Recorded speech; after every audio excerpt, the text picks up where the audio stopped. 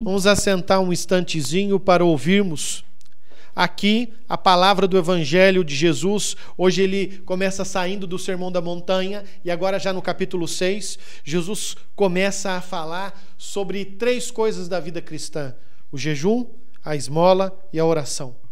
E aqui é interessante que nestas 3 situações ele vai apresentar uma característica que segue a vida cristã, ou melhor, que segue a vida das pessoas. E se nós paramos para observar, a Igreja Católica, ou melhor, o cristão em geral, ele é a única pessoa em si que é convidada por Jesus a uma conversão do coração. Por isso Jesus começa falando, e por 3 vezes ele vai repetir os hipócritas. Em grego, hipócritas ou hipócrites significa aquela pessoa que vive como se fizesse um teatro. Ela participa das coisas, mas as suas atitudes exteriores não correspondem ao seu interior. Isso só acontece porque a religião cristã é a única que exige uma transformação do coração. Se você olhar muçulmanos, judeus, budistas, hindus, eles podem continuar vivendo uma dicotomia uma separação entre o que se fala e o que se tem no interior. Por isso, nós temos que entender que aqui o problema maior é essa hipocrisia, é a falta de que a minha palavra vai em conformidade com a minha vida. Hoje em dia, muitas vezes, na sociedade que nós vivemos, desculpe de dizer assim, mas numa sociedade de gente que chora o tempo inteiro, que reclama, de mimizentos em geral, de gente que qualquer coisinha resmunga, desculpa, eu vou falar um termo feio, mas que já escreve reclamando no texto do vídeo: a cruz está de um jeito, ou isso, ou aquilo, ou o padre não fez isso, ou não fez aquilo. Gente chorona. O que acontece? Nós muitas vezes vivemos uma hipocrisia. Por quê? Porque muitas vezes a minha vida externa diz uma coisa, mas o meu interior, lá na minha vida pessoal particular, é outra completamente diferente. Nós temos que tomar cuidado para nós não sermos hipócritas católicos. E esse é um grande problema. Só que nós católicos, nós enfrentamos a segunda coisa. Por quê? Porque o capeta, ele adora um hipócrita. Porque no fundo, mesmo aquilo que é ruim, ele pode, ou melhor, aquilo que era algo bom, ele pode ir transformando aos pouquinhos em algo ruim. Significa, eu faço as coisas até corretamente, eu até sou direito, eu até faço tudo bonitinho como manda o figurino. Mas sempre tem aquela vozinha que vai dizer, que vai ficar falando: tá vendo como ele é santo? Nossa, tá de jejum hoje. Oh, meu Deus, tá querendo chegar no céu. Nossa, rezou o rosário. Ixi. Normalmente, esse tipo de vozinha, essa situação, a gente sempre vai ter com a gente. Qual é a postura que eu tenho que ter? Primeiro, nós vamos ter, claro que quando eu digo a gente sempre vai ter, conforme mais santo eu vou ficando, menos preocupado eu vou ficando com o que os outros me dizem. E mais eu vou focando naquilo que Deus pensa de mim, não no que os outros pensam. Segundo, eu tenho que começar a tomar cuidado com a situação, não que os outros me falam, mas com a minha vanglória, que nós vamos vendo que, quando a gente fala de vanglória, para a gente entender bem, quando a gente estuda, o grego vai dizer atenodoxia. Tenodoxia significa aquela pessoa que se preocupa, ou melhor, faz por um gesto exterior, para ser elogiado. Eu não quero buscar o elogio.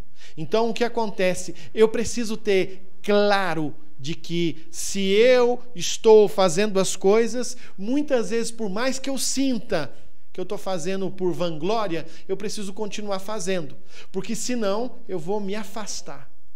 E é isso que muitas vezes o diabo quer de nós. Que a gente pare de rezar, pare de participar da Santa Missa, pare de fazer as coisas. Por quê? Porque se fala qualquer coisa e eu me ofendo, eu deixo de ir, de fazer, de acontecer. É engraçado que se nós paramos para olhar a nossa geração e olhamos a geração dos anos 50, nós vamos vendo uma geração de pessoas firmes, determinadas. Mais ainda, se nós voltamos mais para trás um pouco, geração dos anos 40, início, período de Segunda Guerra Mundial, nós vamos encontrar homens e mulheres determinados. E o que eles viviam e faziam não era por vanglória, é porque eles tinham consciência que eles tinham obrigação de fazer.